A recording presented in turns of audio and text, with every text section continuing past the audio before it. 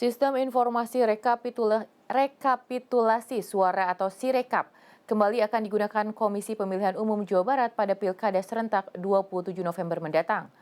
Aplikasi ini bertujuan untuk memudahkan rekapitulasi suara di TPS KPU Kabupaten Kota di Jawa Barat.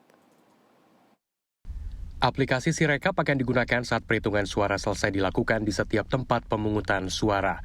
Petugas akan memfoto formulir C hasil dan mengunggahnya melalui aplikasi yang dimiliki oleh petugas. Hasil foto akan otomatis berubah menjadi format teks, lalu petugas akan melakukan verifikasi dan mengoreksi data jika ada data yang keliru. Data akan langsung terhubung ke server KPU. Ketua Divisi dan Informasi KPU Jabar, Ahmad Nur Hidayat menyebut, 2 pekan jelang hari pemungutan suara, Sirekap sudah 4 kali melakukan uji coba, meliputi pemeriksaan sinyal hingga pembacaan algoritma angka. Ia mengklaim aplikasi perhitungan suara ini aman dan bisa digunakan pada pilkada serentak mendatang.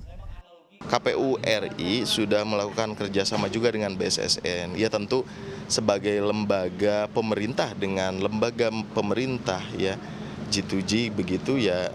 Kami ya mempercayai saja kan begitu ya. Tidak mungkin kami tidak mempercayai.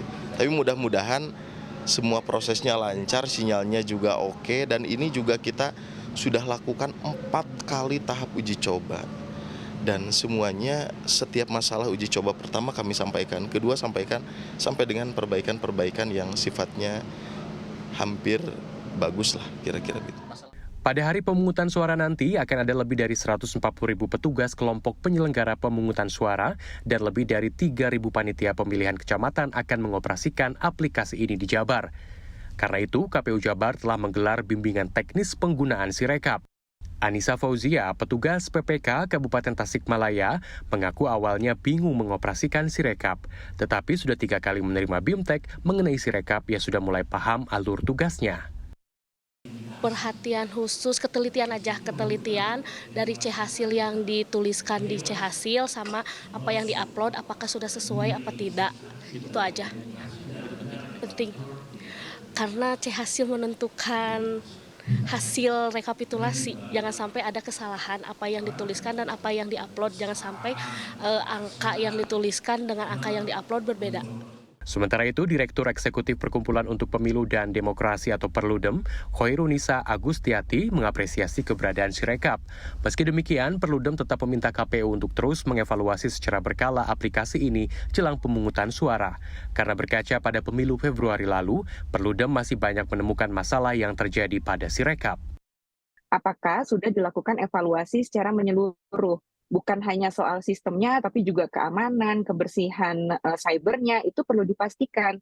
Karena jangan sampai juga publik kita ini konotasinya udah negatif kalau dengar kata Sirekap gitu ya.